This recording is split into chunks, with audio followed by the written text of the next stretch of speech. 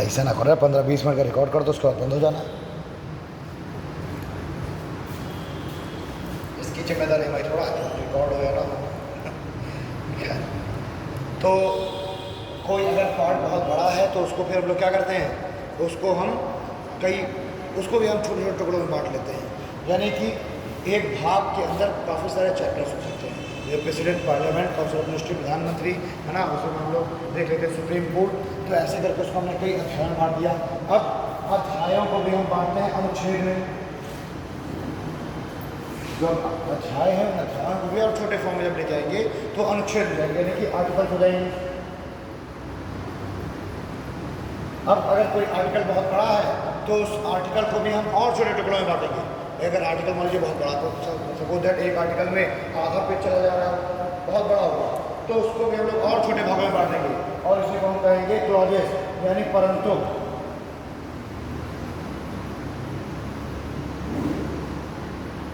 यानी क्लॉजेस। ठीक। अब अगर परंतु भी बड़ा हो रहा है तो हम उसको उप परंतु में बांट देंगे। परंतु यानी सब क्लॉज। इस तरीके से हम पूरे कॉन्स्टिट्यूशन को हम बांटते हैं। सबसे पहले भाग अध्यायों में बढ़ गए, अध्याय आर्टिकल्स में बढ़ गए, आर्टिकल्स क्लॉजेस में, और क्लॉज सब क्लॉज में। ठीक है। अब ऐसे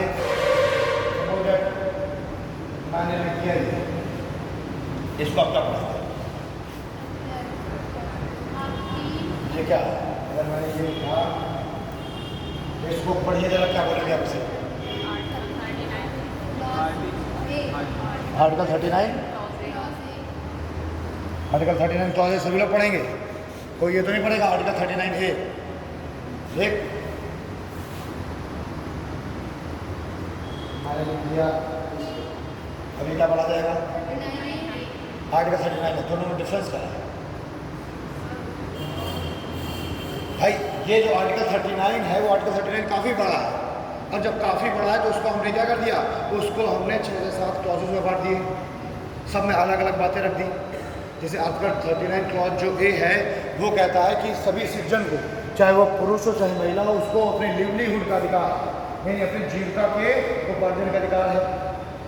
अपने जीविका को क्या कर सकता है, यानी कि लिवलीहुड मतलब जीविकोपार्जन से कह सकते हैं, अब जिंदा रहने के लिए जो इनकम है उसका अधिकार है। ठीक है, लिवलीहुड का अधिकार किसमें है? Article 39A। वही जो आर्टिकल 39 क्लॉज ए में क्या है, ये बात करता है livelihood, man and women, livelihood की बात करता है। वही जो आर्टिकल 39A है ये काहे की बात करता है? ये बात करता है निःशुल्क विधिक सहायता, निःशुल्क विधिक सहायता। ठीक, यानी कि ये जो 39A है, ये देखने में समझ आ रहा है कि ये जब हमारा संविधान बना था उस समय ये नहीं जुड़ा था उसमें। उस समय तो केवल आर्टिकल 39 हुआ करता था और 39 के क्लॉजेस हुआ करते थे, लेकिन बाद में फिर हम ये जो निःशुल्क विधिक सहायता है बाद में हमारा सोचा तो हमने इसको बाद में जोड़ लिया, और जब बाद में हमने जोड़ लिया तो हमने उसको आर्टिकल 39A बोल दिया। ठीक, और इसीलिए अगर मैं आपसे पूछूं कि हमारे संविधान में इस समय वर्तमान में कुल कितने अनुच्छेद? वर्तमान की बात कर रहा हूं, 12।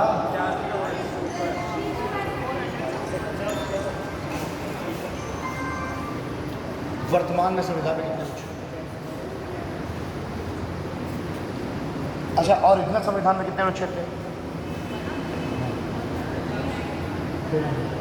ओरिजिनल संविधान में शेड्यूल कितने थे?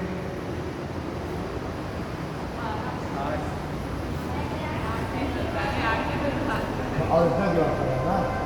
ठीक, 5 कितने थे ओरिजिनल संविधान में? 8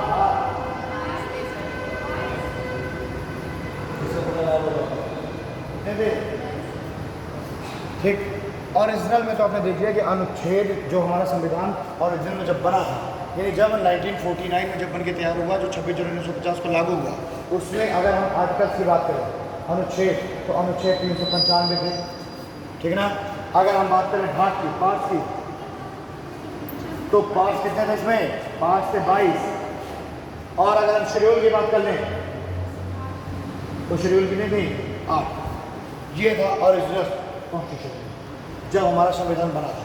लेकिन मैंने क्या कहा था, जैसे नई बहू घर में आती है तो क्या होता है, उसके लिए बोल रहे थे ना, उसके लिए समय समय पर सुधार करने पड़ते हैं।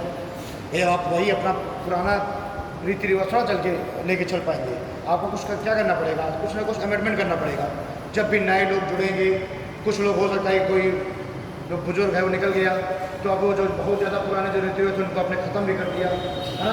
तो ऐसे क्या है, हमेशा आपको अपने घर में भी कुछ ना कुछ चीज़ें अमेंडमेंट करनी पड़ेंगी, कुछ ना कुछ सुधार करने पड़ेंगे समय के अनुसार।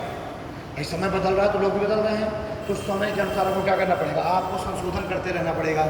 तो हमारा जो संविधान है, ये संविधान चूँकि इसमें तो इतना बड़ा परिवर्तन आना है पूरा देश, तो अब क्या है, समय के अनुसार लोगों की ज़रूरतें बदलेंगी, लोगों का नेचर बदलेगा, आवश्यकताएं बदलेंगी। तो इसके लिए आपको क्या करना पड़ेगा, समय समय पर कुछ चीज़ों को आपको छोड़ देना पड़ेगा, कुछ नए जोड़ने पड़ेंगे, कुछ में अमेंडमेंट कर देने पड़ेंगे। ठीक, और इसीलिए हम देखते हैं कि धीरे धीरे संविधान में अनुच्छेद जुड़ते चले गए, प्रोविज़न जुड़ते चले गए, जैसे जैसे हमें आवश्यकता समझ में आई। क्योंकि हमारा संविधान भी क्या है, लगातार डेवलप हो रहा है, हम उसको और अच्छा बनाने का प्रयास कर रहे हैं। ठीक, तो अब अगर हम वर्तमान की कंडीशन देखें, प्रेजेंट टाइम, प्रेजेंट में अगर हम देखें तो हमारे संविधान में जो आर्टिकल्स हैं वो है 470, 470।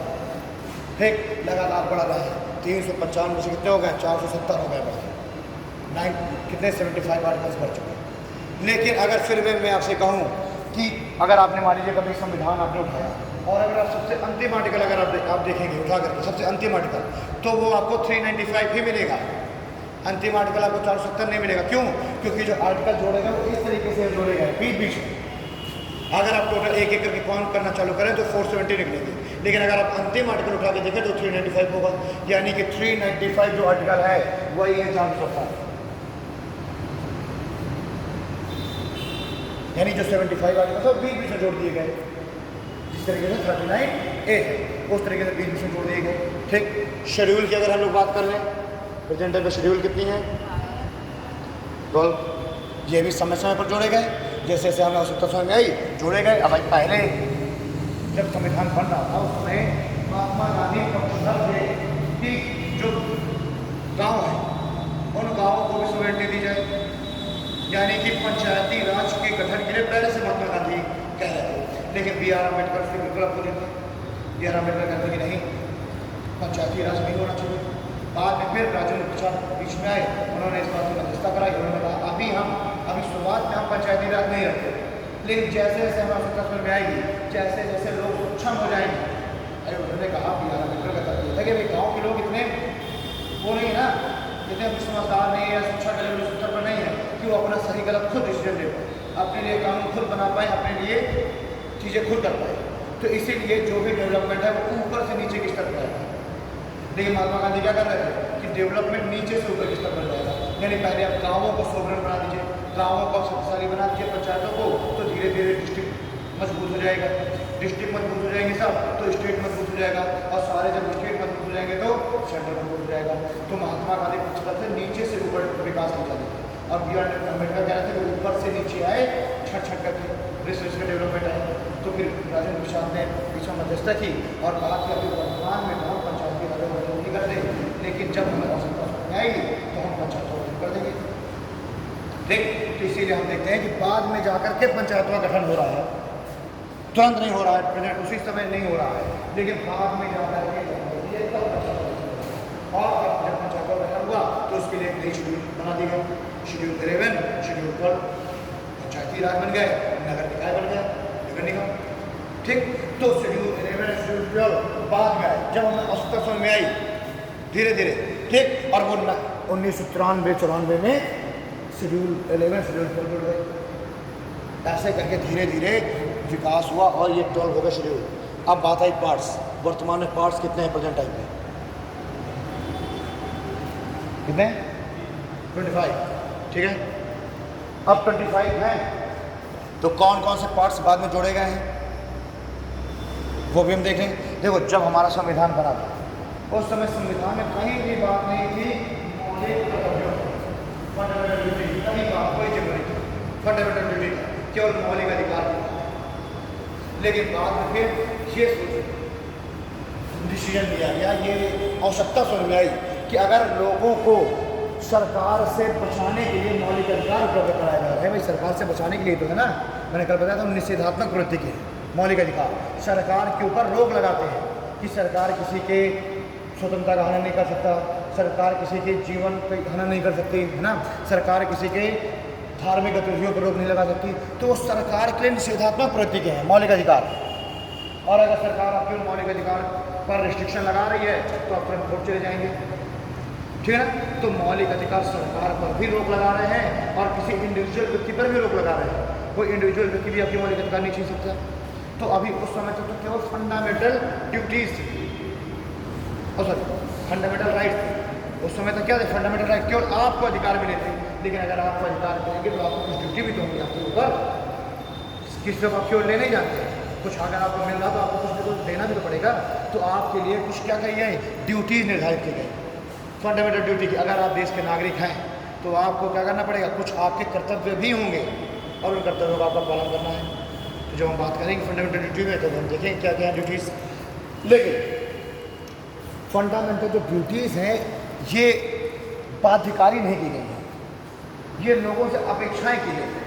भाई लोग अपनी जिम्मेदारियों का निर्वहन करने के लोगों से अपेक्षा की गई कि लोग अगर देश के जागरूक नागरिक हैं तो वो अपनी ड्यूटीज़ का निर्वहन करें। लेकिन अगर कोई व्यक्ति अपनी ड्यूटी का निर्वहन नहीं करता तो उसमें कोई ऐसा नहीं है कि ऊपर कोई एक्शन लिया जाएगा प्रिंसिपल ऑफिसर, ठीक। तो हम देख रहे हैं कि जो पार्ट्स हैं पार्ट्स भी लगातार धीरे धीरे क्या हुए? बढ़ाए गए। और उसी में हम देखिए कि एक पार्ट बढ़ाया गया भाग 4 का। पहले 1 2 3 4 5 ऐसे थे, तो एक पार्ट जोड़ दिया गया भाग 4 का। और वो भाग 4 क्या है? भाग 4 है फंडामेंटल, ठीक। भाग 4 तो है नीति निर्देशक तत्व और भाग 4 क्या है? Fundamental duty. अब उसके बाद जोड़ा गया 9 का। क्या 9 का?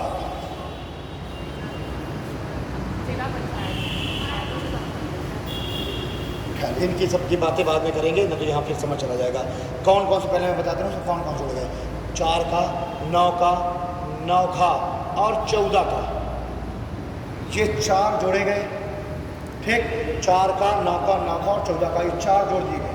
तो अब आप कहेंगे सर प्रेजेंट उस समय तो मूल रूप से 22 है और आप कह रहे हैं 4 जुड़ गए तो अभी तो 26 होने चाहिए। लेकिन एक भाग 7 इसको निरसित भी कर दिया गया। भाग 7 भाग 7 को हटा भी दिया गया, तो 26 में एक चला गया, बचा 25, ठीक। तो ये तो है इस समय वर्तमान में कंडीशन कॉन्स्टिट्यूशन की, इतने आर्टिकल्स, पार्ट्स, इतना जो है शेड्यूल्स है, ठीक है ना। चलो, कल हम लोगों ने एक बात की थी आपसे कि कोई भी अगर राज्य है तो उस राज्य के लिए 4 उसके अवयव होने आवश्यक है। किसी भी राज्य के 4 अवयव होने आवश्यक है। तो 4 अवयव कौन कौन से होंगे?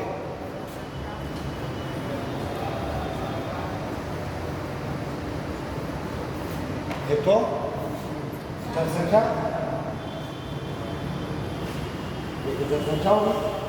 दूसरा अवयव है भूभाग, ना, मतदार क्षेत्र भूभाग। तीसरा क्या है? सरकार। और चौथा संप्रभुता। अब आप जनसंख्या भी आप समझ गए कि हर एक देश में कुछ ना कुछ लोग होने चाहिए।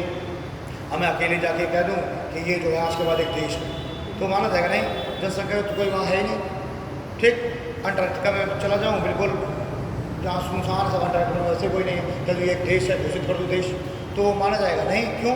क्योंकि जनसंख्या है नहीं, ठीक। तो पहला अगर जिसको आप जान ही रहे हैं। दूसरा है भूभाग, वो भी आप जान रहे हैं कि एक जो है एक सीमा होनी चाहिए, एक क्षेत्र होना चाहिए, उसी को पूरे बाउंड्रीज को मिला करके हम घोषित करेंगे देश। और तीसरा सरकार, यानी कि राज्य के लिए एक प्रमुख आवश्यक तत्व है, राज्य यानी स्टेट के लिए एक प्रमुख आवश्यक तत्व है सरकार, गवर्नमेंट, ठीक। तो एक सरकार होगी जो कि राज्य को क्या करेगी? संचालित करेगी। भाई अगर सरकार ना हो तो कोई राज्य चल पाएगा क्या? नहीं चल पाएगा। और वो सरकार कैसी भी हो सकती है, सरकार कैसी भी हो सकती है, वो तानाशाही की हो, राजशाही की हो, डेमोक्रेसी हो, है ना, मोनार्कियल डेमोक्रेसी हो, कैसी भी सरकार हो, सरकार होनी आवश्यक है। तो अब हम लोग कौन सी सरकार हमारे यहाँ कौन सी सरकार है? हमारे यहाँ है क्या? लोकतंत्र। ठीक है, अब जब हमारे यहाँ डेमोक्रेसी, तो हम देख रहे हैं कि हमारे यहाँ जो सरकार है वो कितनी है, सरकारों को भी कितने भागों में बांटा गया है। सरकार की भी अगर हम अवयव देखें, भारत में सरकार के अगर हम अवयव देखें तो कितने प्रकार से सरकार है? 3। सरकार के भी 3 चरण है ना? कौन कौन सी? सबसे पहली हो गई विधायिका, ठीक है, दूसरी हो गई कार्यपालिका और तीसरी हो गई न्यायपालिका। अब अगर ये सब इजी टॉपिक है तो हो सकता है आप में से बहुत सारे लोगों को ये सब चीज़ें पता भी हो, लेकिन चूंकि अभी 2-4 क्लास बेसिक कॉन्स्टिट्यूशन की है तो उन सभी को लेकर चलना है ना, जो अभी तैयारी जस्ट स्टार्ट की है। तो हो सकता है कुछ ऐसे भी हों जिनको कुछ भी पता नहीं उसके बारे में, तो इसीलिए अभी 2-3 क्लासेस बेसिक कॉन्स्टिट्यूशन की चलेगी, उसके बाद फिर हम लोग टॉपिक ठीक है ना, फिर हम लोग से होते हुए हर एक टॉपिक प्रॉपर। तो जो सरकार है, सरकार के लिए हम लोग देख रहे हैं कि गवर्नमेंट यानी स्टेट, जो ये स्टेट है, अगर ये कहो कि जो स्टेट है तो स्टेट भी 3 पिलर पर टिका हुआ है। स्टेट भी 3 पिलर पर टिका हुआ है। विधायिका, विधायिका को इंग्लिश में क्या कहते हैं? लेजिस्लेशन। दूसरा कार्यपालिका यानी कि एग्जीक्यूटिव, और तीसरा न्यायपालिका यानी जुडिशरी। ठीक, और ये तीनों ही सरकार को चलाने के लिए, राज्य को संचालित करने के लिए समय समय पर कानून बनाते हैं। तीनों ही कानून बनाते हैं और इन तीनों के द्वारा ही बनाए गए कानून को हम दर्जा देते हैं पॉलिटी के अंतर्गत। तो ना पॉलिटी, राज्य व्यवस्था। तो इन तीनों के द्वारा ही किए गए कार्य, बनाए गए कानूनों को या दिए गए निर्णयों को हम मान्यता देते हैं राज्य व्यवस्था। ठीक, तो सबसे पहले तो देखिए विधायिका। अब ये जो विधायिका है, इसी को ये जो विधायिका है यही एक तरीके से संसद, जो पार्लियामेंट है एक्चुअली में क्या है? विधायिका ही संसद है, पार्लियामेंट। क्यों? क्योंकि विधायिका के अंतर्गत तो सभी लोग शामिल होंगे। विधायिका लेजिस्लेचर के अंतर्गत सब शामिल होंगे, जितने भी लोग चुन करके गए या नॉमिनेट होकर के गए, सब कहाँ शामिल होंगे? विधायिका में। ठीक है जी। तो विधायिका को अगर हम देखें तो विधायिका को भी हम 2 पार्ट्स में बांट सकते हैं, मतलब 3 में ही देख सकते हैं। कौन कौन सा? लोकसभा, राज्यसभा और राष्ट्रपति। अब राष्ट्रपति एक्चुअली में विधायिका का ऐसा नहीं कि विधायिका का कोई मेंबर है, लेकिन एक अभिन्न अंग जरूर है, ठीक ना। तो राष्ट्रपति विधायिका का कोई सदस्य नहीं है, लेकिन उसका अभिन्न अंग है, क्योंकि विधायिका को अगर अपना कार्य करने हैं तो उसके लिए उसको राष्ट्रपति की आवश्यकता है। भाई अगर लोकसभा राज्यसभा ने कोई विधेयक पास कर दिया तो अब उस विधेयक को आखिरकार राष्ट्र में तो राष्ट्रपति से साइन करना पड़ेगा उसको कानून में बदलने के लिए। ठीक है, तो अब जो है जो विधायिका है वही एक्चुअली में क्या है? संसद यानी पार्लियामेंट। पार्लियामेंट के 2 सदन हम सभी जानते हैं, लोकसभा, राज्यसभा। लेकिन जो विधायिका है उसको हमने कहा विधायिका के 3 अवयव हैं, लोकसभा, राज्यसभा और राष्ट्रपति। तो ये जो लोकसभा के सदस्य हैं ये तो इलेक्टेड होकर क्या जा रहे हैं सर? ठीक, ये सब 2 होते थे नॉमिनेटेड एंग्लो इंडियंस, अब वो भी खत्म हो गए। तो अब टोटल 550 सदस्य वो कैसे आएंगे? इलेक्टेड होकर के आ जाएंगे। और जब हम बात करेंगे राज्यसभा की तो राज्यसभा में पूरा 250 सदस्य, तो इसमें से कुछ नॉमिनेट होकर के आएंगे 12 सदस्य और बाकी इलेक्ट होकर के आएंगे। तो अब ये सभी एक जगह पर जहाँ पर बैठेंगे और अपने कार्यों का निर्वहन करेंगे वो स्थान कहलाएगा पार्लियामेंट। ठीक, और इन सभी को ही मिलाकर कह दिया जाएगा विधायिका। ओके, अब विधायिका बन गई।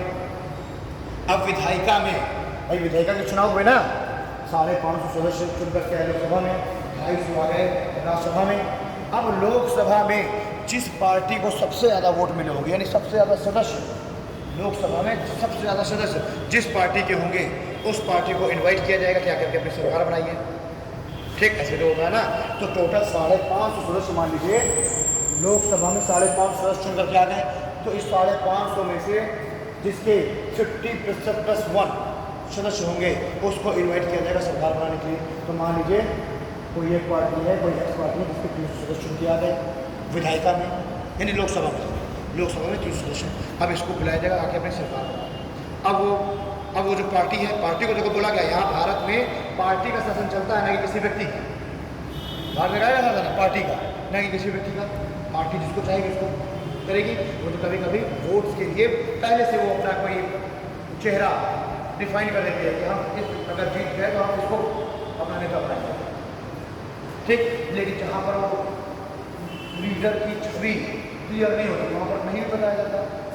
इलेक्शन के बाद जब रिजल्ट आता है उसके बाद भी ये होता है कि अब किसको बनाया जाएगा, कमान दी जाएगी, है ना।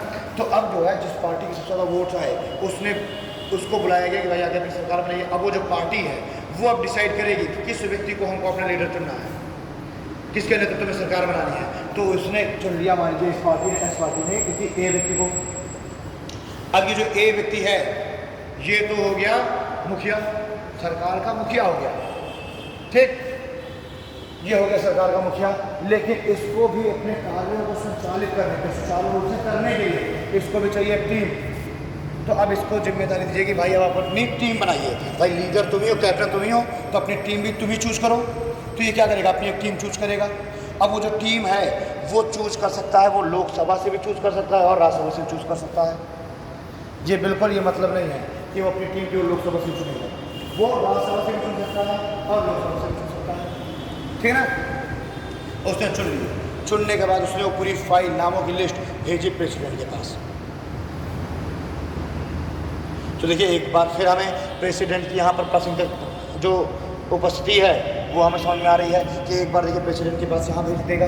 अब प्रेसिडेंट उसमें अनुमोदन कर देगा तो प्रेसिडेंट अपने आप से नहीं कह सकता कि भाई इस व्यक्ति को नहीं बनाएंगे दूसरे को नाम लेके, नहीं। जो प्राइम मिनिस्टर ने, जो भी उस कैप्टन ने फाइल भेजी है उसी फाइल के लोगों को ही ये क्या कर देगा, मंत्री घोषित कर देगा। मंत्री घोषित हो गए, सब इक्वल है, लीडर के साथ उसके मंत्री। अब वो जब सब मंत्री बन गए, सभी मंत्रियों को मंत्री पद की शपथ दिला दी गई। समझिएगा, तुरंत समझिएगा, अभी कोई कैबिनेट मिनिस्टर और कुछ वो नहीं है, सभी पहले मंत्री चुन लिए गए, मंत्रियों को शपथ दिला दी गई, ठीक है। अब उसके बाद अब जो प्राइम मिनिस्टर है वो अब डिसाइड करेगा किसको कौन सा मंत्रालय देना है। तो जो शपथ होती है वो किसकी होती है, वो होती है मंत्री पद की। बाद में डिसीजन होता है किसको कौन सा मंत्रालय दिया जाना है। शपथ गृह मंत्री की और रक्षा मंत्री की नहीं होती, शपथ होती है एक मंत्री के रूप में, मंत्री सबको बना दिया गया। अब उसके बाद प्रधानमंत्री डिसाइड करेगा किसको कौन सा मंत्रालय देना है, प्रधानमंत्री को नहीं करेगा, प्रधानमंत्री मंत्रालय दे दिया, ठीक। अब ये प्रॉपर वे में सब काम चलने लगा। तो अब वही जो समझिए जो शुरू में सब चुन के आए हैं, कितने 550 प्लस 250, इतने लोग चुन के आए हैं, कितने हैं 800। तो जो 800 लोग चुन के आएंगे वो किसके सदस्य कहलाएंगे, वो कहलाएंगे सदस्य विधायिका के। 800 लोग जो टोटल से चुन के आए किसके सदस्य हैं, विधायिका के। और यहीं पर कोई भी अगर कानून बनना है, कोई भी संशोधन होना है कॉन्स्टिट्यूशन में, तो कहाँ से होगा, यहीं से। तो विधायिका ने कोई कानून बना दिया, अब वो जो कानून विधायिका ने बना दिया वो अब लागू होगा, तो वो भी एक कानून बन गया। तो एक तो इस तरीके से कानून बनेगा जब ये सारे 800 सदस्य हैं, सारे 800 सदस्य सब मिलकर के कोई कानून बनाए, तो ये भी एक क्या बन गया, एक कानून का रूप ले लिया उसने, राज्य व्यवस्था में आ गया, ठीक है ना।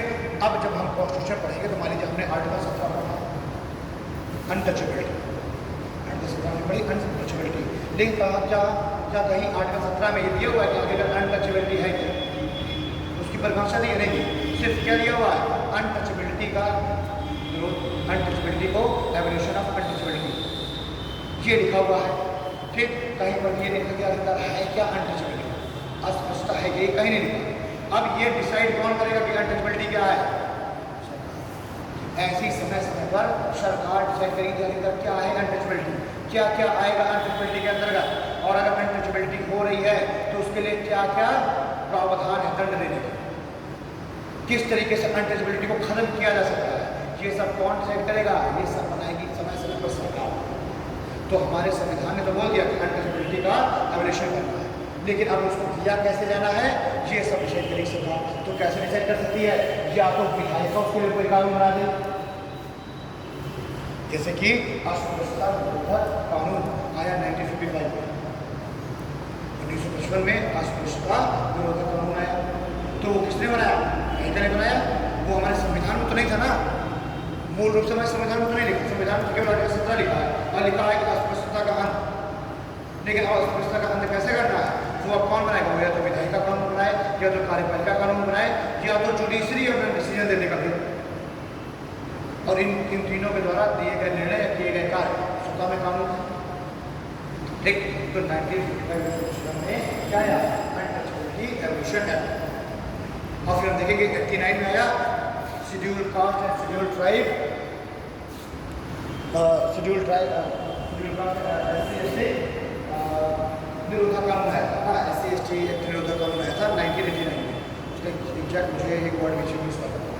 तो वो आया 89 में, उसी का जो 1955 का अस्पृश्यता निरोधा कानून है उसी का ये थोड़ा सा क्या है एक्सपैंड हुआ 89 वाला, और उसके द्वारा क्या कर रहा है जो SC/ST एक्ट जिसे हम कहते हैं वो उसी में आया 89 में SC/ST एक्ट। आजकल हम सुनते नहीं जब SC/ST एक्ट, ठीक, तो अब उसमें 89 में उसको और ज़्यादा डिफाइन कर दिया गया SC/ST एक्ट जब लेकर के आया गया, ठीक है जी। देखे नहीं देखे दशरथ माछी मूवी, माछी द माउंटेन मैन, क्यों आता है नवाजुद्दीन जब गाँव आता है तो कहता है अब सब बराबर, कहता है अब सब बराबर, यानी सरकार उसी समय क्या लेकर के SC/ST एक्ट लेकर के कि अब कोई भी भेदभाव नहीं करेगा किसी के साथ, सब क्या इक्वल। तो वो क्या वो यही चीज़ तो कहता है वहाँ पर कि जो है अब सब बराबर, वो जो गाँव का मुखिया होता है उसे है ना सब बराबर, ठीक। तो हम उससे किसे जोड़ सकते हैं 89 वही जो SC/ST एक्ट आया, तो उसमें सरकार का दायित्व है ना कि इस अस्पृश्यता का अंत करना है, तो सरकार उसके लिए समय समय पर कानून बनाएगी। तो सरकार ने कानून बना दिया 89 में कि अब कोई भी अगर किसी व्यक्ति को उसके जात सूचक शब्दों से वो करेगा या उसके साथ किसी भी तरीके का भेदभाव करेगा तो वो क्या प्रिंसिपल ऑफेंस है, सरकार का दायित्व है इसका वॉयलेशन, उसको क्या करना इरेडिकेट करना, इसको समाप्त करना, क्लियर। तो ये है समय समय पर सरकार क्या करेगी, सरकार के अंतर्गत विधायिका भी आ जाएगी, सरकार के अंतर्गत कार्यपालिका भी आ जाएगी, सरकार के अंतर्गत न्यायपालिका भी आ जाएगी। इनका दायित्व है समय समय पर इनको समाप्त करना या जो संविधान में जो वर्णित है उसको लागू कराना। तो यहाँ पर एक तरीके से विधायिका ने काम कर दिया, सेम वही पावर उसको मिल गई, ठीक। कभी कभी क्या है विधायिका ना करे कार्यपालिका ही कर देती है, कार्यपालिका में कौन प्रधानमंत्री और उसके जो काउंसिल ऑफ मिनिस्ट्री वही कभी कभी डिसीजन लेते हैं, वही कभी कभी क्या कर देते हैं कोई कानून बना देते हैं, ठीक। उसी को वही क्या है वो भी एक कानून बन गया, एस्टिट्यूट लॉ हो गया, वो लेजिस्लेशन लॉ वो एस्टिट्यूट लॉ है ना। तो सरकार कभी कभी कानून लेकर के आ जाएगी, ठीक। सरकार में कौन सी कार्यपालिका एग्जीक्यूटिव जो बॉडी है वो लेकर के आ गई, उसको भी वही पावर है, उसको भी लागू कराना, क्यों, क्योंकि संविधान के उद्देश्यों को पूरा कराने के लिए लाया गया है। और समटाइम क्या होगा न्यायपालिका को अगर लग रहा है कि संविधान के किसी प्रोविजन का वायलेशन हो रहा है, संविधान का क्या हो रहा है, संविधान के उद्देश्यों की पूर्ति नहीं हो पा रही है, तो वो भी क्या करेगा, वो भी समय समय पर अपना जजमेंट दे देगी, ठीक। तो न्यायपालिका को अगर कोई कानून बनाना है तो वो किस तरीके से देगी, जजमेंट के रूप, यानी न्यायपालिका का जजमेंट निर्णय ही है शासन, बताएं श्री स्वामी देवी कि मेरा निर्णय ही है शासन। तो सुप्रीम कोर्ट ने क्या कहता है मेरा निर्णय ही है शासन, यानी सुप्रीम कोर्ट ने जो निर्णय दिया वही क्या बन जाएगा, वही बन जाएगा कानून। समझा पा रही बात आपको, क्या समझाना चाह रहा हूँ, समझा रही बात। विधायिका और कार्यपालिका तो कानून बना रही है, लेकिन न्यायपालिका सिर्फ जजमेंट दे दे रही है और उसका जजमेंट ही कानून बन गया स्वतः से, ठीक है। तो जब उसको न्यायपालिका को लगेगा, जैसे LBC वो LGBTQ वाला एक्ट आया था ना, तो उसमें क्या किया, उसमें सुप्रीम कोर्ट ने ही जो जजमेंट दिया वही क्या बना, कानून बना, ठीक। तो समय समय पर सुप्रीम कोर्ट भी क्या करेगी, वो भी समय समय पर अपने डिसीजन देती रहेगी और कानून बन जाएगा, ठीक। तो ये तो होगा सरकार के तीनों अंग और कैसे जो है कानून बनेंगे, क्लियर। आइए अब देखिए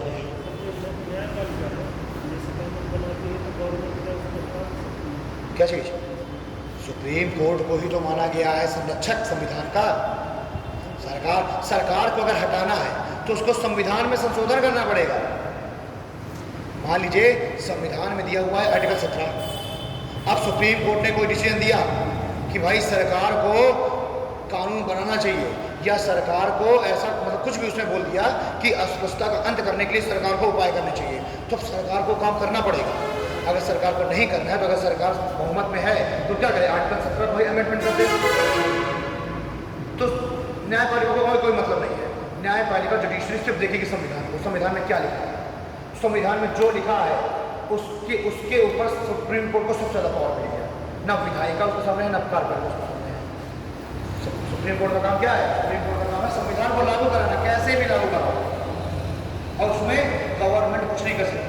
अगर गवर्नमेंट को सुप्रीम कोर्ट की बात को क्या करना है, रिजेक्ट करना है, उसको रिफ्यूज करना है, तो उसको संविधान में संशोधन कर देना पड़ेगा। तो अब सुप्रीम कोर्ट क्या देखेगी, यार संविधान में तो लिखा ही नहीं, बस सुप्रीम कोर्ट भी नहीं किसी को।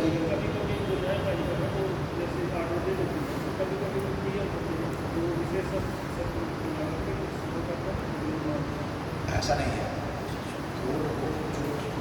उसको मानना ही पड़ेगा। समटाइम्स क्या होता है कि ये लोग विधेयक लेकर के आ जाते हैं। पार्टी अगर बहुमत में है तो विधेयक लेकर के आ जाएंगे, वो लोकसभा और राज्यसभा से उस विधेयक को क्या करा लेंगे, पास करा ले जाएंगे, और उस तरीके से वो लेकर के आएंगे। ठीक, ये कभी नहीं हो सकता कि सुप्रीम कोर्ट ने कोई जजमेंट दिया है और कार्यपालिका उसको ना माने। सुप्रीम कोर्ट के पास ये पावर है कि वो कार्यपालिका को भी भंग करा सकता है। ये संविधान के अनुसार कार्य नहीं कर रहा है, इसीलिए सुप्रीम कोर्ट को संरक्षक माना गया अपने संविधान का। ठीक है ना, उससे ऊपर कोई नहीं। संविधान में अगर लिखा है तो सुप्रीम कोर्ट सब सुनता है, नहीं लिखा तो सुप्रीम कोर्ट की कोई बात नहीं। ठीक है जी, तो ये तो हो गया थोड़ा सा सरकार के अंग। अब थोड़ा सा हम देखते हैं कुछ निकाय बॉडीज, कुछ बॉडी, जैसे कि अगर पॉलिटी की अगर बात करें तो वही अगर थोड़ा सा पॉलिटी के जाएगा, एक तो सरकार के द्वारा किया गया कोई कार्य, सरकार के द्वारा लाया गया कोई कानून, वो भी राज्य व्यवस्था के अंतर्गत आ गया। सुप्रीम कोर्ट या न्यायपालिका, हाई कोर्ट सुप्रीम कोर्ट के द्वारा दिया गया कोई निर्णय, वो भी राज्य व्यवस्था आ गया। और साथ ही साथ extra constitutional body and some other institution है, उनके द्वारा किया गया कोई कार्य, वो भी आ जाता है राज्य व्यवस्था के अंतर्गत। कुछ एक्स्ट्रा कॉन्स्टिट्यूशनल बॉडी और कुछ अदर इंस्टीट्यूशन के द्वारा, संस्थानों के द्वारा किए गए कार्य भी आ जाते हैं राज्य व्यवस्था के अंतर्गत। तो हम बात करते हैं कि अब ये जो एक्स्ट्रा कॉन्स्टिट्यूशनल बॉडीज वगैरह हैं, ये सब क्या है। ठीक है,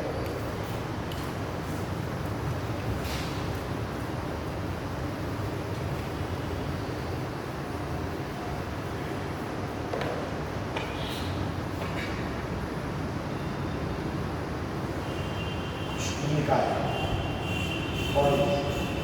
अब ये जो बॉडीज हैं, निकाय हैं, ये भी 3 तरह की होती हैं। कौन कौन से होंगे?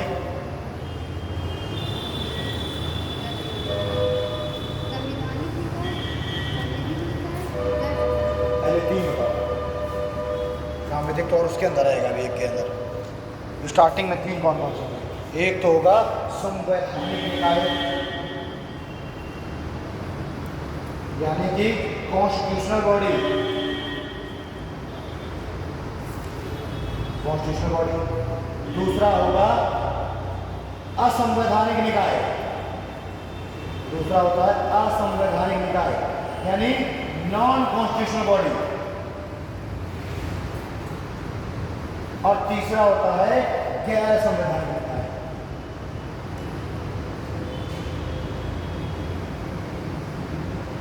गैर संवैधानिक निकाय, और इसी को हम बोलते हैं एक्स्ट्रा कॉन्स्टिट्यूशनल बॉडी। 3 तरह के हो गए, संवैधानिक निकाय, असंवैधानिक निकाय और गैर संवैधानिक निकाय। Constitutional body, non constitutional body and extra constitutional body. ठीक है जी, अब इन तीनों में डिफरेंस क्या है, इन तीनों में डिफरेंस क्या है? तो जो संवैधानिक निकाय हैं, ये ऐसे निकाय हैं, ऐसी संस्थाएं हैं जिनका जिक्र संविधान में है। ठीक है ना, संवैधानिक निकाय ऐसी बॉडीज होगी जिनका जिक्र संविधान में होगा, यानी जो कि संविधान में वर्णित है, लिखे हुए हैं संविधान में ऑलरेडी, या तो जब संविधान बना था तब से लिखे हुए हैं, या फिर उनको बाद में जोड़ दिया गया, संविधान में लिख दिया गया। वो कैसे बॉडीज हो जाएंगी? वो हो जाएंगी कॉन्स्टिट्यूशनल बॉडी, यानी संवैधानिक निकाय। और इनका भी कार्य क्या है? इनका भी कार्य, संवैधानिक निकाय का भी कार्य क्या होगा कि जो राज्य है उसको संचालित करना, उसको संचालित करने के लिए समय समय पर कानून लाना या फिर कार्य करना। ठीक, तो ये एक तरीके से जो संवैधानिक निकाय हैं, ये ऐसे हैं जिनका जिक्र ऑलरेडी संविधान में है। जैसे वित्त आयोग है, वित्त आयोग संविधान में नहीं लिखा वित्त आयोग, ठीक है। जैसे कि यूपीएससी, ठीक, और इलेक्शन कमीशन और मानवाधिकार आयोग, ह्यूमन राइट कमीशन, गलत, ठीक है ना। तो ये ऐसे जो निकाय हैं, वित्त आयोग हो गया, इलेक्शन कमीशन हो गया, गया, यूपीएससी हो गया, है ना, कैग हो गया, वो भी तो एक संस्था है। कैग कोई आदमी नहीं है, कैग एक संस्था है। CAG comptroller and auditor general, ये सब क्या है? ये सब है कॉन्स्टिट्यूशनल, जिनका जिक्र संविधान में है, संविधान में लिखे हुए प्रॉपर, किसी आर्टिकल में नहीं। मानवाधिकार आयोग कोई आर्टिकल नहीं गया, तो उसका आर्टिकल आता है कि मानवाधिकार आयोग बनाने आर्टिकल में नहीं, तो जब आर्टिकल में ही नहीं है, कोई आर्टिकल ही नहीं इसके लिए, तो संविधान में कहाँ से हो गया? संविधान में होगा तो कोई आर्टिकल तो होता ना उसके लिए। ठीक, तो ऐसी जो बॉडी है, ये सब क्या है? संवैधानिक निकाय, जिसका जिक्र संविधान में है और जिसके लिए क्या है? जिसके लिए कोई ना कोई आर्टिकल है, किसी न किसी आर्टिकल में दिया हुआ है। क्लियर? दूसरा आया असंवैधानिक निकाय, नॉन कॉन्स्टिट्यूशनल बॉडी। ये कैसे निकाय है? ये ऐसे निकाय हैं जिनकी इजाज़त ना हमारा संविधान देता, ना हमारी सरकार देती। इसकी इजाज़त हमें संविधान और सरकार नहीं देती, लेकिन फिर भी ये एग्जिस्ट करते हैं। यानी एक तरीके से मैं कह दूं कि संविधान के द्वारा या सरकार के द्वारा इनके बनने पर रोक लगाई जा सकती है। तो ये एक्चुअली में संविधान की परमिशन नहीं देती, सरकार परमिशन नहीं देती, ये फिर भी एग्जिस्ट कर रहा है समाज में। जैसे कि नक्सलवादी ग्रुप, जो बॉडीज हैं, नक्सलवादी ग्रुप, टेररिस्ट ग्रुप, है ना, रिट्टे वगैरह जैसे हम लोग देखते हैं, ये सब क्या है? ये असंवैधानिक निकाय, यानी संविधान इनकी परमिशन नहीं दे रहा। क्या बोला? नॉन कॉन्स्टिट्यूशनल, असंवैधानिक, जो संविधान के अनुसार ना हो। ठीक है, तो वो क्या है? और इन पर थोड़ी बात है, इन पर सरकार रोक लगाएगी, इनकी समाप्त करने का प्रयास करेगी। ठीक, तो ये हो गए असंवैधानिक निकाय, नॉन कॉन्स्टिट्यूशनल बॉडी।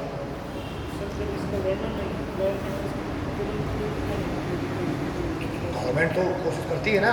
अब हमारा जो संविधान है, संविधान का आर्टिकल 19 में आप देखेंगे, आर्टिकल 19 में एक प्रोविज़न है क्लॉज में कि प्रत्येक व्यक्ति को सभा और सम्मेलन का अधिकार है। सभा बनाने का, ग्रुप बनाने का।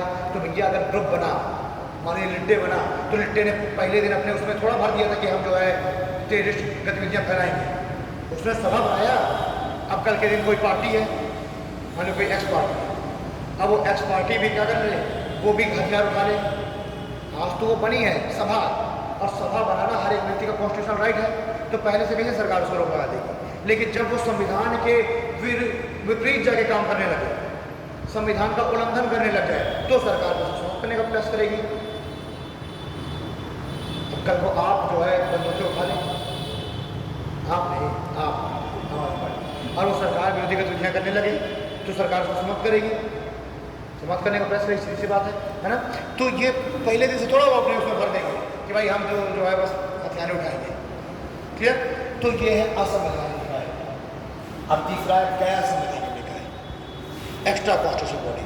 एक्स्ट्रा कॉन्स्टिट्यूशनल बॉडी वो संस्थाएं हैं, वो निकाय हैं जिनका जिक्र तो संविधान में नहीं है, लेकिन संविधान उन पर रोक भी नहीं लगाती।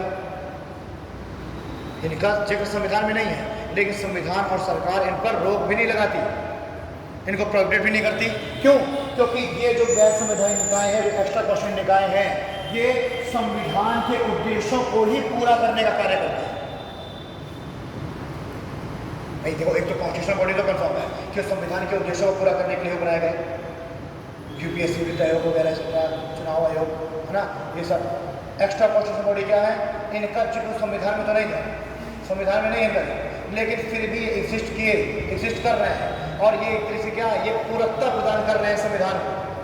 संविधान में जो भी उद्देश्य है संविधान के, जो भी उसका लक्ष्य है संविधान का, उन उद्देश्यों और लक्ष्यों को पूरा कराते हैं एक्स्ट्रा कॉन्स्टिट्यूशनल बॉडी, जैसे राष्ट्रीय मानवाधिकार आयोग, नीति आयोग। ठीक, ये सब क्या है? ये सब गैर कॉन्स्टिट्यूशनल बॉडी। ठीक है, लेकिन जो गैर कॉन्स्टिट्यूशनल बॉडी है, ये भी दो तरीके की।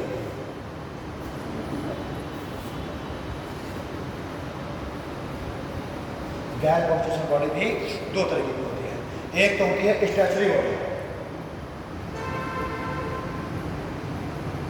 स्टैच्यूटरी बॉडी इसको हम कहते हैं सांविधिक निकाय।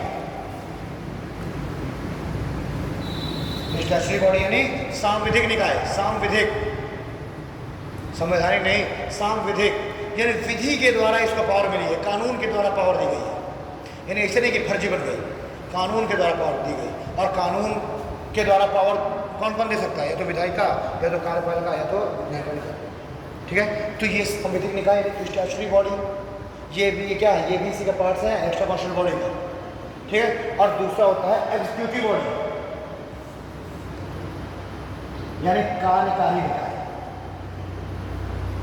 एग्जीक्यूटिव बॉडी यानी कार्यकारी निकाय, कार्यकारी निकाय, कार्यकारी निकाय ना दिखेगा, मैं बोले दे रहा हूँ ना, भाग रहा है। कार्यकारी निकाय ने एग्जीक्यूटिव बॉडी। ठीक, तो एक्स्ट्रा कॉन्स्टिट्यूशनल बॉडी दो तरीके की हो गई, एक स्टैट्यूटरी बॉडी और दूसरी एग्जीक्यूटिव बॉडी।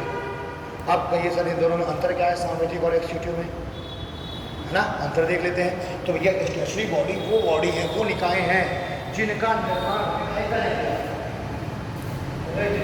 किया, विधायिका, और विधायिका जब निर्माण करेगी तो सारे 8 सदस्य बैठे होंगे। ठीक, सारे 8 सदस्य बैठे हैं, विधायिका ने निर्माण किया, लेकिन इसको संविधान में लिख नहीं दिया उसने, कि विधायिका ने क्या कर दिया, विधायिका ने एक आदेश जारी कर दिया। अब विधायिका का आदेश क्या बन गया, कानून बन गया। ठीक, लेकिन इसको हम कॉन्स्टिट्यूशनल बॉडी क्यों नहीं कहेंगे, क्यों, क्योंकि संविधान में नहीं लिखा हुआ। अगर यही संविधान में लिख दिया जाए, जैसे मानवाधिकार आयोग, राष्ट्रीय मानवाधिकार आयोग क्या है, राष्ट्रीय मानवाधिकार आयोग 1993 में बना, ये क्या है, एक स्टैट्यूटरी बॉडी है, और उसका कार्य क्या है, लोगों की रक्षा करना, या लोगों के मौलिक अधिकारों का की पूर्ति कराना, लोगों के दैहिक और जो जीवन है उसकी स्वतंत्रता उपलब्ध कराना। ये राष्ट्रीय मानवाधिकार आयोग का काम है ना, कि किसी के साथ जो है कोई उसकी जो मान लीजिए कोई कैदी है, और वो कैदी को एक ऐसी कंडीशन में रखा गया है जो उसके जीवन के लिए बहुत नुकसानदेह है, तो राष्ट्रीय मानवाधिकार आयोग आ जाएगा। क्यों, क्योंकि यह देश और इससे मतलब जो तरीके से मैं कहता हूँ कि हम ये कह सकते हैं कि जो मानव है ना, मानव का जो जीवन है उसको सबसे ऊपर रखा गया है, मानव जीवन सबसे ऊपर रखा गया। तो कैदी वो बाद में है, लेकिन पहले क्या है, मानव है, इंसान है। कैदी तो बाद में है ना, तो कैदी है इसलिए आप उसको जेल में रखे हुए हैं, लेकिन वो मानव है, इंसान है, इसलिए उसके लिए आप ऐसी कंडीशन उपलब्ध कराइए जो उसके जीवन के लिए क्या हो, नुकसान दे रहा हो। कभी तो देखते हैं ना जेलों में समय समय पर मजिस्ट्रेट और डीएम ये सब दौरा करते रहते हैं और देखते रहते हैं कहीं कोई गंदगी तो नहीं है ना, ढंग से खाना दिया जा रहा है कि नहीं। तो ये सब क्यों देखा जा रहा है, भाई ऐसे तो हम कहते हैं कैदी है तो पढ़ा रहे हैं उसको, क्या करना है उसको, ढंग से खाना देंगे, क्या करना है सफाई करवाएंगे, नहीं, क्योंकि कैदी बात है, लेकिन पहले क्या हुआ, तो राष्ट्रीय मानवाधिकार आयोग का गठन हुआ, और राष्ट्रीय मानवाधिकार आयोग क्या कर रहा है, वो पूर्णता प्रदान कर रहा है कॉन्स्टिट्यूशन को, संविधान के उद्देश्यों की पूर्ति कर रहा है। संविधान ने आर्टिकल 20 इसमें क्या रखा है ना, तो संविधान को जो आर्टिकल 20 है उसी को एक तरीके से पूर्णता प्रदान कर रहा है राष्ट्रीय मानवाधिकार आयोग, ह्यूमन राइट कमीशन। लेकिन उसकी स्थापना या उसका निर्माण कैसे हुआ, विधायिका के द्वारा, विधायिका के सारे 8 सदस्यों ने मिल करके पास कर दिया उसको, और बन गया था, और उससे बन गई बॉडी, उस एक्ट के द्वारा बॉडी बना दी गई राष्ट्रीय मानवाधिकार आयोग। लेकिन वही जो एग्जीक्यूटिव बॉडी है, ये क्या है, ये है जब सिर्फ कार्यपालिका जब क्या करे, जब किसी निकाय को बना दे, एक कानून जारी करे कार्यपालिका, और उसके आधार पर ही कोई बॉडी बन जाए, तो वो है एग्जीक्यूटिव बॉडी। इसमें सारे जो है 800 मेंबर्स नहीं होंगे, लोकसभा राज्यसभा के सभी 8 सदस्य नहीं होंगे। इसमें कौन होगा, इसमें होगा प्रधानमंत्री, और प्रधानमंत्री का कैबिनेट, काउंसिल ऑफ मिनिस्ट्री, प्रधानमंत्री काउंसिल ऑफ मिनिस्ट्री, यानी इसमें होंगे 80 से 82 ज़्यादा, और 80 से 82 भी नहीं बुलाया जाता। जब भी कोई एग्जीक्यूटिव बॉडी बनाई जाती है तो प्रधानमंत्री बैठ जाएगा, और जो उसके कैबिनेट मिनिस्टर हैं वो बैठ जाएंगे। भाई ऐसे तो अगर हम काउंसिल ऑफ मिनिस्ट्री देखें, मंत्रिपरिषद देखें, तो मंत्रिपरिषद में तो फिर भी लोकसभा के कुल सदस्य संख्या का 15% तक, अधिकतम 15% तक हो सकते हैं मंत्रिपरिषद। तो 500 का 15%, 550 का 15% कितना हो गया, लगभग 80-82। तो अधिकतम जो काउंसिल ऑफ मिनिस्ट्री है, यानी जो अधिकतम मंत्रिपरिषद है, वो कितनी हो सकती है, 80-82। लेकिन सभी 80-82 को एक जगह बुलाना, फिर सबसे बातचीत करना, ये जल्दी संभव हो नहीं पाता। तो सिर्फ क्या किया था, मेन जो पावर है किसके हाथ में, कैबिनेट मिनिस्टर की। इसलिए सबसे बड़े कौन माना था, कैबिनेट मिनिस्टर। क्योंकि अगर कैबिनेट मिनिस्टर ने कोई निर्णय ले लिया तो अपने आप जो वो राज्य मंत्री हैं, उप मंत्री हैं, है ना, स्वतंत्र प्रभार मंत्री, अपने आप उनको मान लिया था कि इनका भी ये निर्णय है। तो मुख्य रूप से कोई भी मीटिंग हो उसमें कैबिनेट मिनिस्टर और प्रधानमंत्री ही बैठते हैं। वो अलग बात है कि हमारे प्रधानमंत्री जी कैबिनेट मिनिस्टर को नहीं पूछते, है ना, वो निर्णय ले लेते हैं, ठीक, वो अलग बात। लेकिन देखा जाए तो कोई भी अगर एग्जीक्यूटिव बॉडी बनेगी, कोई भी कार्यपालिका के द्वारा कोई कानून बनेगा, तो उसमें प्रधानमंत्री और उसकी मंत्रिपरिषद बैठने के, मंत्रिपरिषद में हम मोस्टली रहते हैं कैबिनेट मिनिस्टर। तो ये जो निकाय है ये बन गया कार्यपालिका के द्वारा, और ये जो निकाय है ये बनता है विधायिका के द्वारा। ठीक है, जैसे कि योजना आयोग हुआ करता था, वो एक क्या है, वो एक एग्जीक्यूटिव बॉडी है, दोनों में अंतर है। राष्ट्रीय मानवाधिकार आयोग क्या है, वो है सांविधिक निकाय, ठीक। अल्पसंख्यक आयोग सांविधिक निकाय, लेकिन जो योजना आयोग जिसका बदल के नाम कर दिया गया नीति आयोग, ये क्या है, ये एग्जीक्यूटिव बॉडी, केवल जो प्रधानमंत्री है और जो काउंसिल मिनिस्ट्री उसी ने केवल कानून जारी कर दिया, ठीक है। तो ये इतनी है अपने यहाँ बॉडीज, निकाय, यानी कि ये भी अपना टॉपिक आएगा, इसमें भी हम लोग पढ़ेंगे कौन कौन से निकाय हैं, यहाँ से भी क्वेश्चन बनते हैं, ठीक है।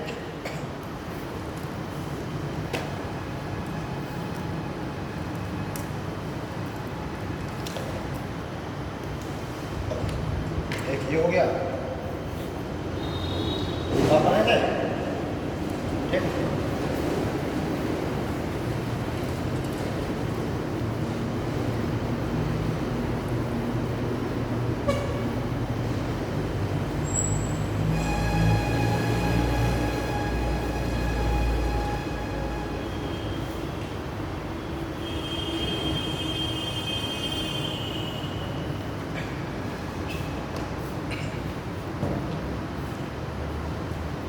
अब हम थोड़ा सा बात कर लेते हैं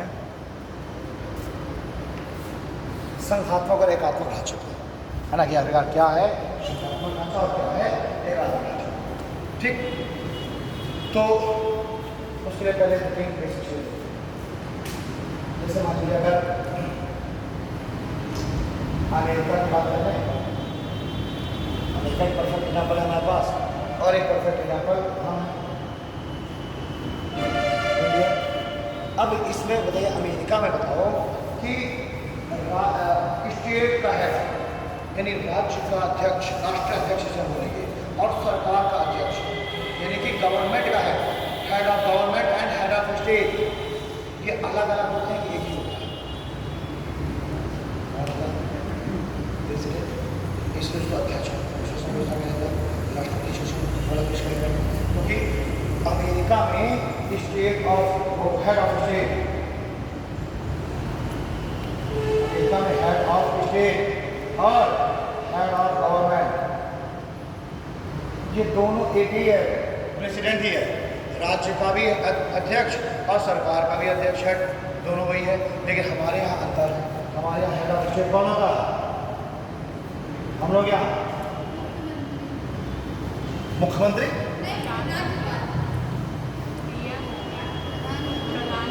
तो तुम दोनों लोग एक दूसरे को कंपटीशन दे रही हो क्या, कि कौन कितना गलत बोल रहा है। स्टेट यहाँ मैंने कल ये बताया था कि यहाँ पर पूरे संविधान में स्टेट का मतलब कहीं भी प्रांत नहीं है।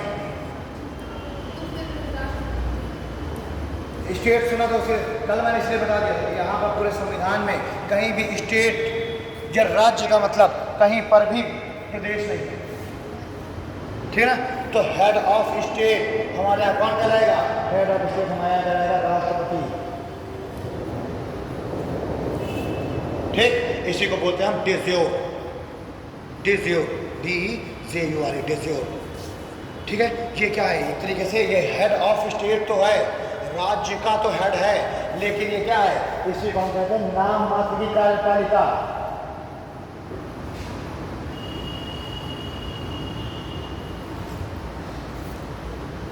ठीक है, नाम मात्र की कार्यपालिका। देखने में तो सबसे हेड दिख रहा है, और हेड ऑफ स्टेट भी हम इसको कह रहे हैं, लेकिन ये क्या है, ये नाम मात्र की कार्यपालिका है, और इसीलिए हम इसको कहते हैं डिज्योर,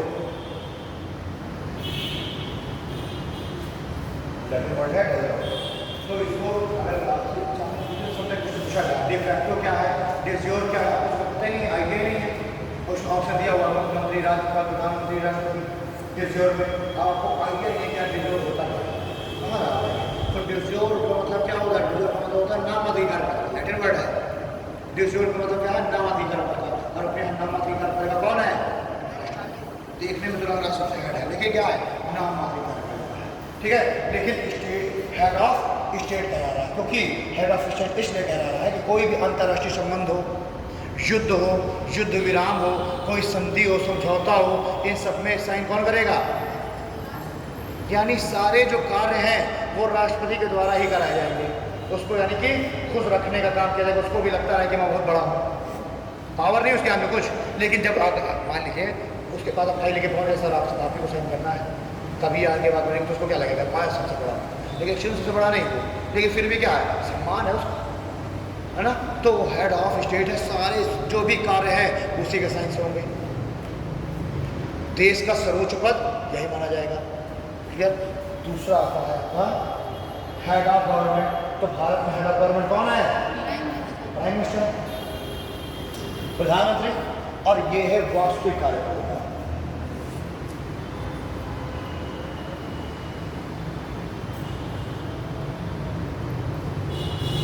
ये है वास्तविक कार्यपालिका, और इसे कौन कहते हैं? De facto. डी फैक्टो, ठीक है।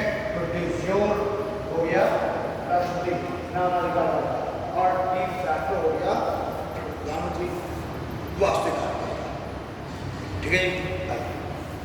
अब तो चार पॉइंट देखते हैं हम, संख्यात्मक और एकात्मक ढांचा। पहले तो ये बताओ कि भारत क्या संख्यात्मक ढांचा अपनाया है कि एकात्मक ढांचा अपनाया है?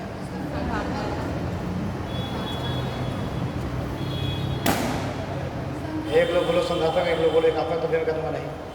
भारत ने दोनों का मिक्सअप अपनाया, दोनों को मिला करके भारत ने कुछ चीज़ें संख्यात्मक ढांचे की भी अपना ली हैं, कुछ एकात्मक की भी अपना ली हैं। लेकिन अमेरिका क्या है? अमेरिका पूर्ण रूप से संख्यात्मक है, यानी कि अगर हमें संख्यात्मक ढांचे का सबसे बेहतरीन एग्जाम्पल देखना है तो वो क्या है? वो है अमेरिका। और अगर हमें एकात्मक ढांचे का बिल्कुल विशुद्ध रूप देखना है तो वो है यूनाइटेड किंगडम। एकात्मक ढांचे का विशुद्ध रूप है यूनाइटेड किंगडम, और संख्यात्मक ढांचे का विशुद्ध रूप है अमेरिका, ठीक है। इनमें बेसिक चीजें। सबसे पहली बात तो संख्यात्मक ढांचे में जो हेड ऑफ स्टेट होगा वही हेड ऑफ गवर्नमेंट होगा। तो अमेरिका में दिख रहा है कि नहीं दिख रहा? Head of state he head of government है। एकात्मक ढांचे में हेड ऑफ स्टेट अलग होगा और वो नाम मात्र ही कार्यपालिका होगा, लेकिन और हेड ऑफ गवर्नमेंट अलग होगा और वो क्या होगा? वो वास्तविक कार्यपालिका होगा। यही सेम चीज यूनाइटेड किंगडम दिख रहा है कि नहीं दिख रहा? ब्रिटेन में उसी तो हमने अपनाया। उसमें जो महारानी वो बैठी हुई है ना कि मैं सबसे ऊंची हूँ, नहीं क्या उसके पास वाकई पूरी पावर है? नहीं है। गवर्नमेंट कौन चला रहा है? Prime minister. नाम अधिकार का कौन है? एलिजाबेथ क्राउन, ठीक। तो हमने उसी से हमने अपनाया कि ये वाला जो पॉइंट है ये हमने यूनाइटेड किंगडम से अपना लिया, तो अगला पॉइंट हम संख्यात्मक से अपना लेंगे। ऐसे ऐसे करके हम सारा अपनाते चले जाएंगे, ठीक है। दूसरा एक ये हो गया। दूसरा है कि मान लीजिए संख्यात्मक ढांचे होते हैं, संख्यात्मक ढांचे का उसमें केंद्र का जो निर्माण है वो राज्यों के बीच आपसी म्यूचुअल अंडरस्टैंडिंग या एक कॉन्ट्रैक्ट के थ्रू होती है। कॉन्ट्रैक्ट समझ रहे हैं ना? कॉन्ट्रैक्ट को क्या बोलेंगे? समझौता, ठीक है ना। यानी कि जो संख्यात्मक ढांचे वाले जो देश हैं उसमें केंद्र का जो निर्माण है वो राज्यों के बीच आपसी समझौते से होता है, कॉन्ट्रैक्ट। अब कॉन्ट्रैक्ट कभी भी हो सकता है, राज्य कभी भी अलग हो सकते हैं। यानी संख्यात्मक ढांचे वाले जो देश होते हैं वो क्या होते हैं? वो अविनाशी राज्यों का विनाशी संघ होता है। अविनाशी राज्यों का विनाशी संघ। राज्य नहीं टूट सकते, संघ चाहे तो टूट जाए। तो जो यूएसए है इसका भी निर्माण हुआ है 50 राज्यों के बीच आपसी समझौते से, कॉन्ट्रैक्ट से, ठीक है ना। 5 राज्यों के बीच आपसी कॉन्ट्रैक्ट से। हाँ बोलो, हाँ बोलो।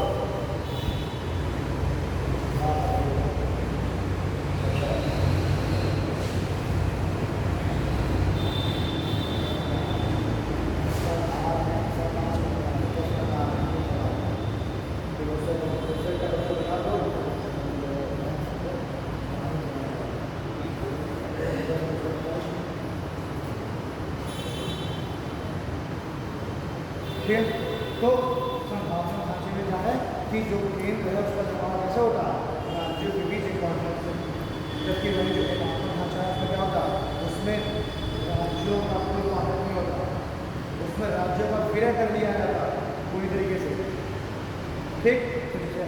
के यहाँ से आ रही है, देखो ट्रांसलेट हो, अगर हंसना है तो भाई बता के गुस्सा बच सके, है ना, अकेला के लिए लेकिन तो आपको पता है कैसे कोई हंसने के लिए नारी नहीं किए कभी पुराने जो बच्चे कभी मना किए हंसने के लिए, जो पुराने एक आध को पीछे दिखा वो भी कभी बता रहा है तो हंसने के लिए लेकिन बता रहे हैं तो सब पूरा माहौल बढ़िया होगा अपने पास बस एक घंटे का टीवी में बाद में और वही बता रहा सब अकेला के लिए बता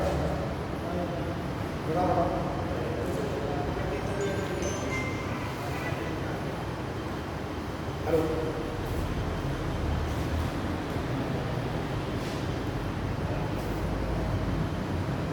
ये आप अपना हमारा ऑफिस कर दीजिएगा तो सर आपको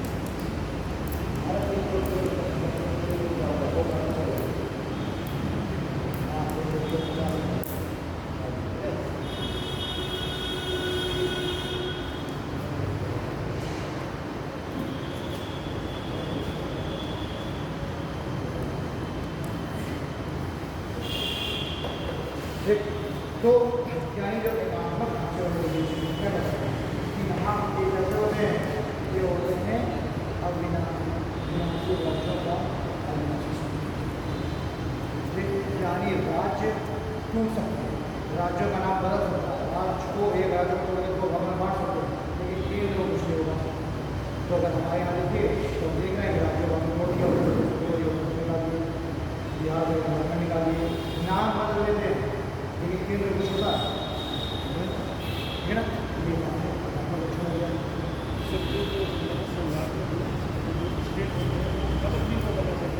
बिल्कुल कॉन्ट्रैक्ट के इसीलिए एक और पॉइंट, अब चूंकि कॉन्ट्रैक्ट के रूप में जुड़े हुए हैं आपसे समझौते के रूप में, इसलिए क्या होगा राज्य ज़्यादा मजबूत होंगे। तो अगर संघात्मक ढांचे वाले देशों में देखें तो वहाँ पर केंद्र की तुलना में राज्य ज़्यादा मजबूत है, केंद्र की तुलना में राज्यों को ज़्यादा पावर मिली हुई। जो अवशिष्ट शक्तियाँ हैं, अवशिष्ट शक्तियाँ यानी कि जिस पर ये डिसाइड है कि राजभवन को बनाया गया या फिर ऐसी शक्तियाँ जो अचानक से कोई एक सरकार जो पहले नहीं थी अचानक से उतार चढ़ में आते, उनके बारे में कोई कानून ही नहीं, कोई प्रावधान ही नहीं, तो उस पर कानून बनाने की उसको राज्य को। लेकिन वहीं एकात्मक ढांचे में कोई अगर ऐसी अवशिष्ट शक्तियाँ हैं जिस पर कानून बनाया जाएगा किसको होगा, केंद्र को होगा। ठीक, दूसरी चीज हर संगठन में हर राज्य की अपनी स्वयं की सुप्रीम कोर्ट, हर राज्य की स्वयं की सुप्रीम कोर्ट होगी और एक सुप्रीम कोर्ट होगी केंद्र की। तो यूएसए में टोटल कितने सुप्रीम कोर्ट है, 51। हर राज्य की अपनी सुप्रीम कोर्ट और राज्य के विषय में कोई भी अगर कोई भी विवाद है, कोई भी जजमेंट लेना है तो उसकी सर्वोच्च कोर्ट राज्य के सुप्रीम कोर्ट को होगी। अब केंद्र के विषय में अगर कोई डिस्प्यूट है तो उसके बारे में आप क्या होगी, केंद्र की सुप्रीम कोर्ट होगा। क्योंकि भारत में कैसा ना एक अपना उपचार यानी डिस्ट्रिक्ट कोर्ट के विरुद्ध अपील आगे अपील हाई कोर्ट कर सकते हैं, हाई कोर्ट के अगेंस्ट अपील सुप्रीम कोर्ट कर सकते हैं। लेकिन वहाँ पर ऐसा नहीं, वहाँ पर अगर कोई व्यक्ति पेंसिल्वेनिया में निवासी है तो वो पेंसिल्वेनिया में सुप्रीम कोर्ट जाएगा। लेकिन अगर उसका कोई डिस्प्यूट केंद्र सरकार से चला तो वो फिर केंद्र की सुप्रीम कोर्ट में चला। दो राज्यों की एक चीज़ और देखो, संघात्मक ढांचे में क्या होगा, दो राज्यों के बीच में डिस्प्यूट होगा तो उसका जो डिसीजन है वो राज्यों की सुप्रीम कोर्ट ही लेंगे। जबकि हमारे देश में क्या है, दो राज्यों के बीच में कोई अगर डिस्प्यूट है तो उसका डिसीजन कौन लेगा, सुप्रीम कोर्ट लेगा। कोर्ट सुनवाई नहीं करती, तो राज्य के बीच में कोई डिस्प्यूट है तो हाई कोर्ट सुनवाई नहीं करती, सुनवाई कौन करती है? सुप्रीम कोर्ट करती है। और एक चीज़ और संघात्मक ढांचे में अगर राज्य और केंद्र के बीच में कोई डिस्प्यूट है तो सुनवाई कौन करेगा? राज्य की सुप्रीम कोर्ट या केंद्र की सुप्रीम कोर्ट। राज्य ज़्यादा पावरफुल है, तो अगर केंद्र और राज्य के बीच में कोई डिस्प्यूट है तो उस डिस्प्यूट का जो निपटारा है वो करेगी राज्य की सुप्रीम कोर्ट। ठीक, वहीं भारत में देखेंगे, संघात्मक ढांचे में देखें तो केंद्र और राज्य के बीच में डिस्प्यूट है तो फाइनल तो जजमेंट कौन करेगा? केंद्र मतलब सुप्रीम कोर्ट। तो इस तरीके से हम देख सकते हैं संघात्मक ढांचे में क्या होगा? राज्य ज़्यादा मजबूत है और केंद्र को हमारे लिए कॉन्फ्लिक्ट होगा, समझौता होगा, सब जोड़। लेकिन अब हर एक राज्य अपना अपना अलग अलग विदेशी संबंध बनाए, फॉरेन पॉलिसी सब अपनी अलग अलग रखे, सब अपनी अलग अलग डिफरेंस रखे, है ना। तो वो थोड़ा सा ईजी है, वो ज़्यादा ईजी है। तो क्या किया जाएगा कि संघात्मक ढांचे में कॉन्फ्लिक्ट तो होगा, सब जोड़, लेकिन सुरक्षा, सेना, विदेशी संबंध, युद्ध, ये सारी जो जिम्मेदारियाँ होती हैं ये होती हैं केंद्र, और बाकी सारी जो जिम्मेदारियाँ वो राज्य करते हैं, है ना। ये अपने आप ही ये सारे क्षेत्र के लिए हैं, लेकिन फिर भी बहुत सारे ऐसे सब्जेक्ट हैं जो कि केंद्र सूची में दिए गए, वहाँ पर डिसाइड हो गया पहले तय कर दिया गया कि केंद्र के विश्व का कानून बनाएगा तो बता देंगे ये विश्व का कानून बनाएगा, और फिर एक लिस्ट बना दी राज्यों को क्या क्या पावर, तो वो एक लिस्ट बहुत लंबी है, केंद्र में लिस्ट छोटी थी और राज्यों की लिस्ट लंबी है। हमारे यहाँ उल्टा लगाया, केंद्र में लंबी है और राज्य में थोड़ी बहुत लंबी है। लेकिन अगर कोई अवशिष्ट शक्तियाँ आ गई, अवशिष्ट बाहर आ गया तो उस पर हमारे यहाँ कौन बनाएगा? केंद्र, और वहाँ कौन बनाएगा? राज्यों को। केंद्र राज्यों के कानून का हस्तक्षेप नहीं करेगी। संघात्मक में केंद्र राज्य के द्वारा राज्य में कोई भी कानून बना दिया, केंद्र उसका हस्तक्षेप नहीं कर सकता। केंद्र जो है भारत में राज्यों के कानून का हस्तक्षेप कर सकता है। देख, इमरजेंसी लगे तो राज्यों के राज्य विषय के सारे जो कार्य हैं उसके पास चले जाएंगे, क्योंकि ज़्यादा पावर उसी को मिलेगी।